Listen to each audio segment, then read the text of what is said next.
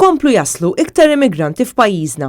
Hekk kif il-ħamis wara nofsinhar għal ħabta tal-erba' iddaħħlu Malta 66 immigrant ieħor abbord il-Petrol Boat P24. Dan wara li aktar kmieni matul il-jum l-immigranti ġew salvati mill-Forzi Armati ta' Malta. Dawn l-immigranti sejħu għall-għajnuna meta kienu abbord dgħajsa fl-ibħra territorjali Maltin u ma kienu trasferiti fuq dgħajsa tal-AFM biex imbagħad aktar tard iddaħħlu f'Xatt it-Tiben fejn bdiet ħidma biex tiġi stabbilita l-identità ta' dawn il-persuni. Din l-aħħar wasla qed tkompli iżżid mal-mewġa ta' immigranti li qed jaslu f'pajjiżna. Dan hekk kif fil-lejl bejn is-Sibt u l-Ħadd li għadda, il-Forzi Armati ta' Malta salvaw 37 immigrant ieħor li talbu għall-għajnuna waqt li kienu f'żona ta' tiftix u salvataġġ ta' Malta. Dan ifisser li fl-aħħar xhur f'pajjiżna iddaħħlu kważi 830 immigrant.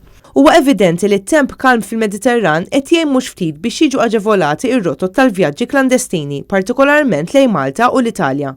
Fil-każ tal-Italja, il-Viċi Prim Ministru Taljan Matteo Salvini qed jibqa' jżomm pożizzjoni qiebsa li jagħlaq il-portijiet u jimblokka il-waslit tal-immigranti. Fil-fatt, il-bastiment Sea-Watch 3 ilu 14-il ġurnata bi 42 immigrant abbord jistenna biex jidħol fil-port ta' Lampedusa.